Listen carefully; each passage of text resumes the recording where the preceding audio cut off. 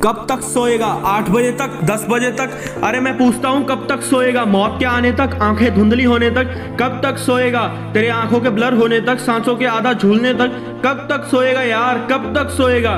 देख दुनिया कितनी आगे भाग गई है। जो चांद आधा था वो भी पूरा हो गया। कितने सूरज उगे और बाद में ढल गए, कितने मौसम आए और चले गए, और तू सिर्फ सपने देखने में ही रह गया। काश कि तू थोड़ा उनको पूरा करने पर भी ध्यान देता। काश कि तू थोड़ा मन लगाकर पढ़ता।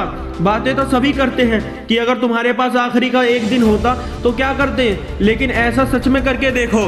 सोचो कि हर दिन तुम्हारी जिंदगी का आखिरी दिन है, और अगर वो आखिरी दिन है तो तुम उस काम को करोगे जो तुम्हें अंदर से सच्चा वाला सेटिस्फिकेशन देता है। और एक स्टूडेंट के लिए सच्चा सेटिस्फिकेशन काम है स्टडी करना। याद करो, जब तुम किसी भी दिन अच्छे से पढ़ाई करते हो तुम कितनी सेटिस्फिकेशन मिलती है। याद करो, जब तुम किसी भी क्वेश्चन को सॉल्व करते हो तो कितने सेटिस्फाई मिलता है। लेकिन अगर ये तुम सच वाला सेटिस्फिकेशन है, ये अगर तुम्हारा सच्चा सेटिस्फिकेशन है और सिर्फ तुम मेहनत करने से तुम्हें मिल सकता है, तो फिर कभी कभी ही क्यों, हमेशा क्यों नहीं? क्यों नहीं पढ़ सकते तुम हमेशा? क्या तुम्हें इतना पागल हो गए हो कि जिस काम को करने से तुम्हें सच्चा वाला सेटिस्फिकेशन मिलता है उसको छोड़ दोगे और इग्नोर करोगे? आज से इस तरह से पढ़ाई करना जैसे आज का दिन आखिरी दिन है, कल एग्जाम है। भूल जाओ ना कि 2 महीने बचे हुए हैं या फिर 3 महीने बचे हैं। एग्जाम कल है। अरे तेरे पास आज का आखिरी दिन है, क्या करेगा बता? नींद तो आएगी नहीं। कल एग्जाम है तो बिल्कुल फ्री भी नहीं बैठेगा। अगर आज का दिन आखिरी दिन है मोबाइल पर टाइम पास भी नहीं करेगा। अगर आखिरी दिन है तो अगर बहुत बड़ा काम करना है, अगर बहुत बड़ा करना है तो अपने अंदर एक आर्टिफिशियल एनर्जी क्रिएट करो। आर्टिफिशियल एनर्जी कि तेरे पास आज का ही दिन है करने के लिए, सिर्फ आज का दिन। जरूरी नहीं कि आज के दिन में वो काम पूरा हो जाए, लेकिन आखिरी वक्त तक जिंदगी की परीक्षाओं से लड़ने रहेगा। एक ही योद्धा की निशानी होती है, एक सच्चे योद्धा की निशानी होती है एक स्टूडेंट के लिए आखिरी वक्त तक एग्जाम से लड़ते रहना उसका धर्म है। लास्ट सेकंड तक सीखते रहना उसका धर्म है। चीज़ों को प्रैक्टिकली समझते रहो, रटो मत, उनको विजुअलाइज करो।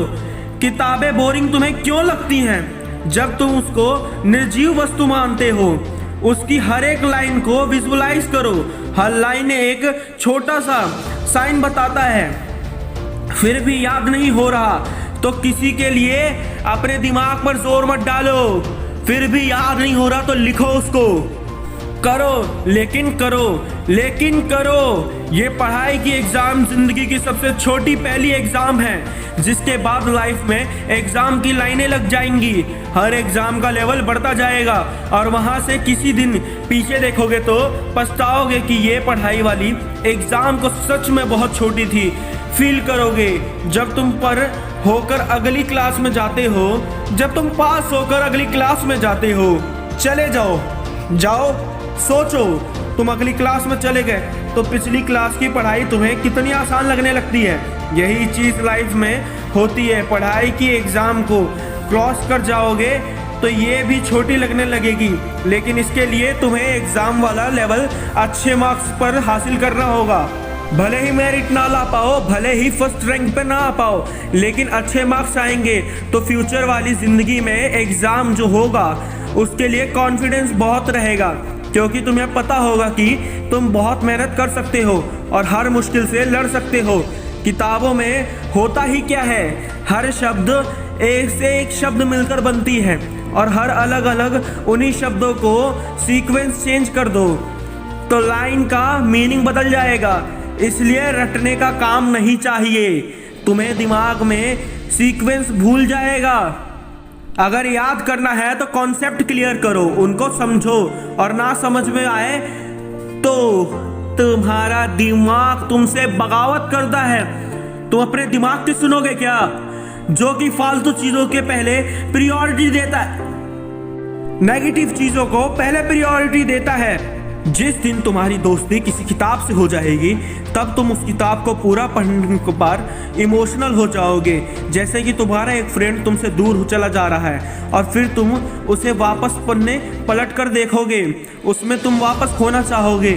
ज़िंदगी में आगे जाकर ये पढ़ाई वाला वक्त तुम्हें बहुत याद आएगा। और सच बता रहा हूँ, तुम तब सोचोगे कि शायद थोड़ी और ज्ञान हासिल कर लेता, शायद थोड़ा और पढ़ लेता तो आज मैं अपने सपनों की ब्रांड वाली कार लेकर घूमता। लेकिन तब सोचने से कुछ नहीं होगा। अगर होगा तो सिर्फ और सिर्फ अभी करने से होगा। सीखो, आगे बढ़ो और जिंदगी की चुनौतियों से लड़ने के लिए ज्ञान का एक मजबूत कवच तैयार करो। जय हिंद, वंदे मातरम।